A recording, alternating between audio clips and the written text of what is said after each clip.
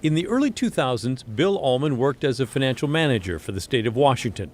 He sifted through the claims of people who had no money but needed long-term care. He knew that if they had a house, it would be sold when the person died to pay the state back for that long-term care. But the deal is different, and the long-term care benefits better for military veterans. One day, Bill realized a lot of veterans up here in Washington had no idea how many benefits they qualified for.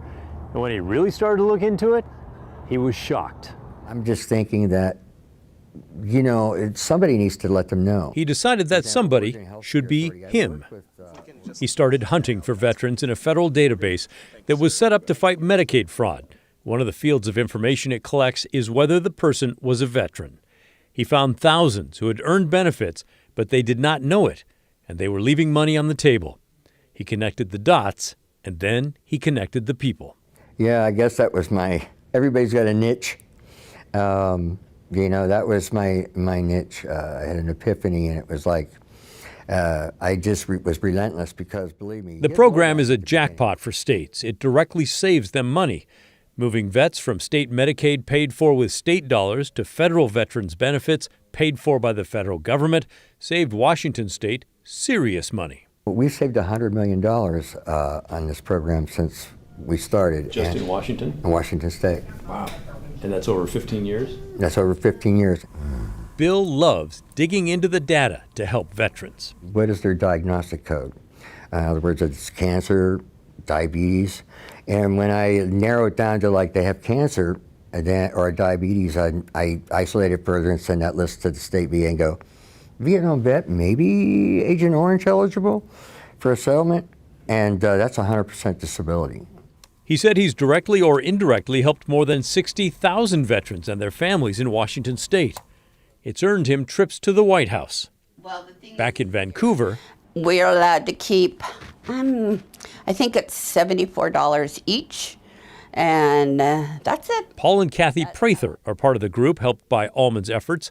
Paul served in the Navy. He has dementia now after he had a stroke, and Kathy had her own health problems. They moved into assisted living using state Medicaid. They were out of money, though, living on Social Security. Medicaid took most of that to pay for the place they live in. Combined, they had just a $148 a month spending money. That's it. That's got to last you for the whole month, and you got to buy personal things out of that. Trying to save for the grandkids' birthdays or Christmas is a real challenge. Allman's computers found them and got them qualified for a federal program called Aid and Attendance. And it's aid and attendance. This is really important to the veterans that are out there right now that are long-term care related in assisted living or adult family home. It's a kind of a funny term, aid and attendance, but it's an extra bit of money that you're entitled to every month because you're in need of a third party to care for you. Yeah. The payment they now get from the federal government means they have $900 a month to spend instead of the $148 they used to have. So all of a sudden, you can help with the grandkids. So now, we are very blessed in that respect. Over time, matching veterans and their benefits became a bit of an obsession for Bill, and he spread the word to 32 other states, which have since started similar programs. Bill really dug into the project for a couple of reasons. One, he's good at what he does and he works hard. And number two, he has a real heart for veterans. He's a Vietnam vet himself. Coming home from that war, that's just not something you forget. Yeah, it was an experience that I'll never forget, And then I was there when the war ended in January '73. The Paris Peace Accords were signed. And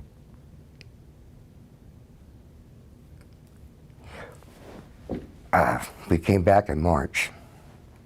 And, when we came back, we didn't have that resource. And so it got to a point where you really kind of refrained from saying, you were a Vietnam vet.